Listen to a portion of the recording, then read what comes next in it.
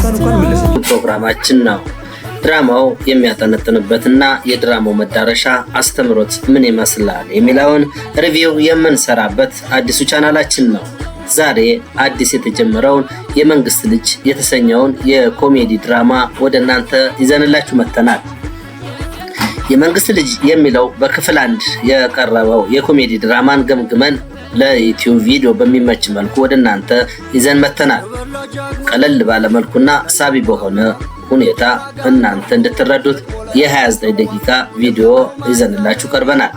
በሚያጠነጥነው በመንግስት ባለስልጣናትና የመንግስት ባለስልጣናት የልጆች አኗኗር፣ ለነሱ የሚደረገው ጥበቃና በትምህርት ቤት የነሱ ላይፍ ምን ይመስላል የሚለው አብረን እያየነው እንቆያለን። ይህ ድራማ ክፍል 1 ነው። የመንግስት ልጅ የዩቲዩብ ቪዲዮ። ሰላም የቻናላችን ቤተሰቦች፣ ዛሬ በጉጉት ሲጠበቅ የነበረውን አዲሱን የኮሜዲ ድራማ የመንግስት ልጅ ክፍል 1ን ይዘንላችሁ መጥተናል። ድራማው ይለቀቃል ከተባለ ጀምሮ በሶሻል ሚዲያ ላይ ብዙ ሲነገርለት ነበር። ለመሆኑ ይህ ድራማ እንደተጠበቀው ሆኗልን ወይንስ የተለመደው አይነት ስራ ነው? ዛሬ እያንዳንዱ ገጽ ባህሪ ታሪክና በድራማው ውስጥ ያሉትን ጠንካራና ደካማ ጎኖች በዝርዝር እንገመግማለን። እስከ መጨረሻው አብራችሁን ቆዩ። ለቻናላችን ደግሞ አዲስ የሆናችሁ ደግሞ ሰብስክራይብ በማድረግ ለሌሎቹም ሼር እንድታደርጉ ማድረጋችሁንም እንዳትረሱ እንጋብዛለን። ወደ ፕሮግራሙ ሙሉ ፕሮግራም አብረን እንሄድ። ይህ ድራማ የድራማው ዋና ጭብጥና የመነሻ ታሪክ። ድራማው ሲጀመር ይዞልን የመጣው ከባቢ ወይም ሴቲንግ እና ታሪክ በጣም ሳቢ ነው። የመንግስት ልጅ የሚለው ርዕስ ራሱ በውስጡ ትልቅ ትርጉም አለው። በህብረተሰባችን ውስጥም የመንግስት ሰራተኛ፣ የመንግስት ባለስልጣን፣ የመንግስት ሀብት፣ የመንግስት ትምህርት ቤት፣ የመንግስት ሆስፒታል፣ ብዙ የሚጠቀሱ ጉዳዮች አሉ። ከዚህ ጋር በተያያዘም ከመንግስት ጥቅም ጋር የተያያዙ ሰዎችን ህይወትና በዚያ ዙሪያ ያሉትን አስቂ ገጠመኞችን ድራማው ትኩረት አድርጓል። የመጀመሪያው ክፍል እንደመሆኑ መጠን ታሪኩ የሚጀምረው ገጸ ባህሪያቱን በማስተዋወቅና በመካከላቸው ያለውን ግንኙነት በማሳየት ነው። እዚህ ጋር የደራሲውና የዳይሬክተሩ ጥረት ይታያል። ተመልካች ገና ከመጀመራቸው ደቂቃ ጀምሮ ከገጸ ባህሪያቱ ጋር እንዲተዋወቁ የተደረገበት መንገድ እንዴ! አንቺ ሆቴል እንኳን የለሽም እንዴ? ጫካ ነው ያደግሽው? አዎ እናት፣ ቤታችን ጫካ ውስጥ ነው። ታይ ቤታችን ጥላ እንኳን የለሽም እንዴ? ሽሽግ ነው። ምን ነው ጥላሽ የተሸሸገው? ስሜ ሽሽግ ነው። እንደዛ ነው። እሺ፣ ቢግ ማማ እባላለሁ። ቢጊ ብለሽ ጥሪኝ። እሺ። ይሄ ነው ገርል ስፖርት ማለት ሲያምር። ተዛለቅና ዘለቃንያሽ ዘለቃና ከታሽ እንዴ? ጓደኛዬ እኮ ናት። እሷ እኮ ሐዋሳን የደረሳት። አዎ አውቃታለሁ። እና እሷን ካወቅሻት እኔ እንዴት አላወቅሽኝ? እኔም እሷም እኮ በከተማችን ታዋቂዎች ነን። በጣም ለስላሳና ተፈጥሯዊ እንዲሆን አድርገውታል። ሌላኛው የገጸ ባህሪያት አሳሳልና የኮሜዲ ብቃት ነው። በዚህ ክፍል 1 ላይ በብዛት ትኩረት የሳቡት ዋና ገጸ ባህሪያት እንመልከት እስኪ።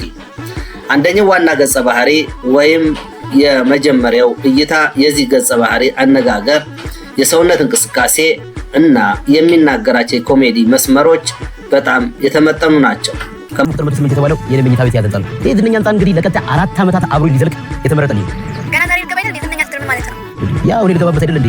ዝነኛ መሆኑ መች ቀረል ቢሆን በለው። አሁን ደግሞ ውስጡን አሳያችኋለሁ። ተከተሉ። ዛሬ የፈለኳችሁ ዋናው ነገር ዛሬ ከምንቀበላቸው ተማሪዎች መካከል ያን ትልቅ ባለስልጣን ልጅ ስላለ ራሳቸው ሰውየው ነው ደውለው አደራ ያውም የሚኒስትር መጠን በላይ ለማሳክ ከመጣር ይልቅ ከተፈጥሮ ሁኔታዎች የሚመጡ ቀልዶች ላይ ማተኮር ድራማውን እውነተኛ እንዲሆን ያደርገዋል። ሌላው እዚህ ላይ ደጋፊ ገጸ ባህሪያት ናቸው። በቤተሰብ ወይም በስራ ቦታ ዙሪያ ያሉትን ተዋናዮች ስናይ ያንዳንዳቸው የራሳቸው የሆነ የተለየ ባህሪ ተሰጥቷቸዋል። በተለይ በቃላት ልውውጥ ላይ ያላቸው የሰዓት አጠባበቅ ለኮሜዲው ስኬት ትልቅ አስተዋጽኦ አድርጓል ብለን እናስባለን። በዚህ አንደኛው የገጸ ባህሪያት ሁኔታ ነው። ሌላው የቴክኒክ ጥራት፣ ሲኔማቶግራፊ እና የድምፅ ሁኔታው ምን ይመስላል እሱን እንመለከታለን። በዚህ ሂደት ወደ ቴክኒክ ጎኑ ስንመጣ ድራማው አበረታች ነገሮች አሉት። እይታና ብርሃንን በተመለከተ የካሜራው አቀማመጥና የተመረጡት ማዕዘኖች ወይም አንግል ትካ ተመልካቾች በታሪኩ ውስጥ እንዲኖሩ ያደርጋል። የቤት ውስጥና የውጭ ምስሎች ጥራታቸውን ወይም ላይቲንግ በደንብ የተሰራበት እንደሆነ ያስታውቃል። የድምፅ ጥራትና ሙዚቃውን በተመለከተ በብዙ የሀገራችን ድራማዎች ላይ ትልቅ ክፍተት የሚታየው በድምፅ ወይም ሳውንድ ላይ ነው። በዚህ ድራማ ላይ ግን የገጸ ባህሪያቱ ድምፅ በግልጽ ይሰማል። ኮለል ብሎ ለጆሮ በሚጣፍጥ መልኩ የሚሰማ ድምፅ ነው። ከበስተጀርባ የሚሰሙት የኮሜዲያን የድምፅ ውጤቶችም ወይም ሳውንድ ኢፌክቶች ደግሞ ቀልዶቹን የበለጠ ያደምቋቸዋል እንጂ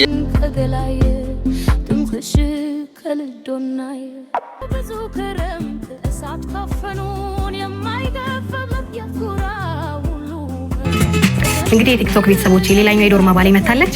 ፎሎ አድርጉ፣ ተዋወቋት። እንግዲህ ሽሽግ እባላለሁ። በር ተንኳኳ። ሌላኛው የዶርማ ባላችን ናት መሰለኝ። እስኪ በላይቭ እንቀበላል። ኧረ ምንም አይደለም፣ ቲክቶክ ቪዲዮ እየሰራን ነው። እሷ ቲክቶክ ላይ ለቀሽ አባታን ታዋርጂ። አይረብሹም ነበር። ከዚህ አንጻር ጠንካራና ደካማ ጎኖችን ለማየት እንሞክር። ማንኛውም ስራ ፍጹም ሊሆን አይችልም።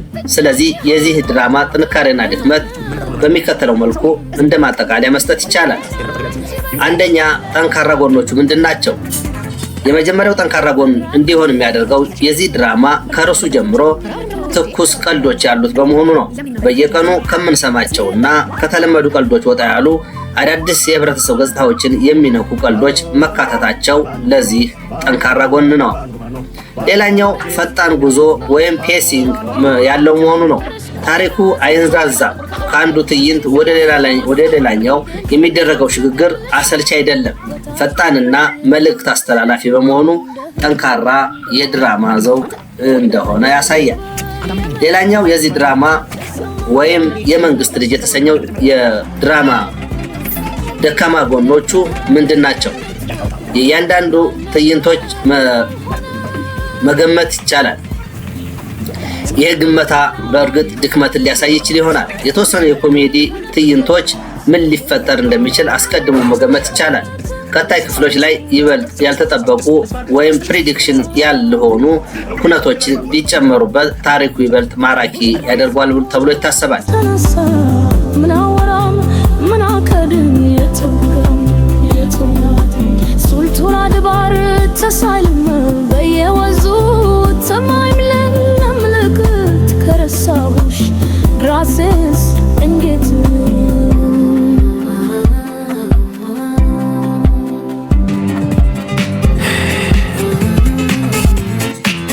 ሻንጣውን አምጣው።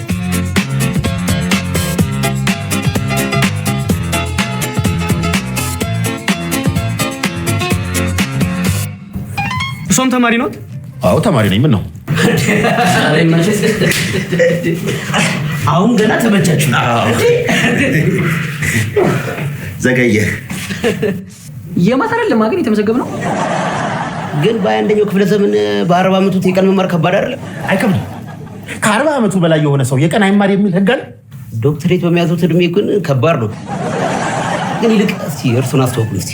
ዳኛቸው እባላለሁ። መንግስት በመቻቸልኝ ነፃ የትምህርት ዕድል ተጠቅሜ እውቀቴን ከፍ ለማድረግ ነው ወደዚህ ዩኒቨርሲቲ የመጣው። ምን ማለት? በአንበሳ ባስ መሆን አለበት የመጣው። አንበሳ ደግሞ የመንግስት ነው። አንበሳውማ የጊፍተሩ እኮ ነው። እኔ ለመለስ ይኸውላችሁ፣ በነበርኩበት አካባቢ ትንሽ ስልጣን ነበረችኝ። ያንን ስልጣን ተጠቅሜ መንገድ ሰርቻለሁ፣ ድልድይ ሰርቻለሁ። አንዳንዶቹ ገና ሲጀመሩ ምን ሊሆን እንደሚችል መገመት መቻሉ የድራማውን ድክመት የሚያሳዩ ናቸውና ሊስተካከሉ የሚገባቸው ናቸው። ግን እኛ የምንለው ከዚህ አንጻር ድክመት ያየንበት እዚህ ላይ ነው። አጠቃላይ የድራማው ሐሳብና ደረጃ ምን ይመስላል? በአጠቃላይ የመንግስት ልጅ ከክፍል 1 እንግዲህ ተስፋ ሰጪና ቅዳሜና እሁድ ዘና ብሎ ለማሳለፍ የሚሆን ምርጥ የኮሜዲ ድራማ ነው። ተዋናዮቹ ያላቸው ጥምረት በጣም ጥሩ ነው። ቀጣዩ ክፍል ምን ሊሆን ይችላል የሚለው ጉጉትንም መፍጠር ችሏል። ለዚህ ክፍል የምንሰጠው ደረጃ ከ10.5 ድረስ ነው። ለዚህ ድራማው ጥሩ ድራማ በመሆኑ ሊታይና ሌሎቻችሁም እንድትከታተሉት እንጋብዛለን። የቻናላችን ቤተሰቦች እናንተ የመንግስት ልጅ ክፍል 1ን አይታችሁታል? ካያችሁት ከገጸ ባህሪያቱ ውስጥ በብዛት ያስደሰታችሁ ማን ነው? ያላችሁን አስተያየት በኮሜንት መስጫው ላይ አጋሩ። ቪዲዮውን ከወደዳችሁት ላይክ፣ ሼር ማድረጋችሁን እንዳትረሱ። በሚቀጥለው ቪዲዮ በሌላ ሪቪው እስክንገናኝ ሰላም ቆዩልን እንላለን። ይህ የእናንተው ቻናል ሪቪው ፕሮግራማችን ነው። መልካም ጊዜ።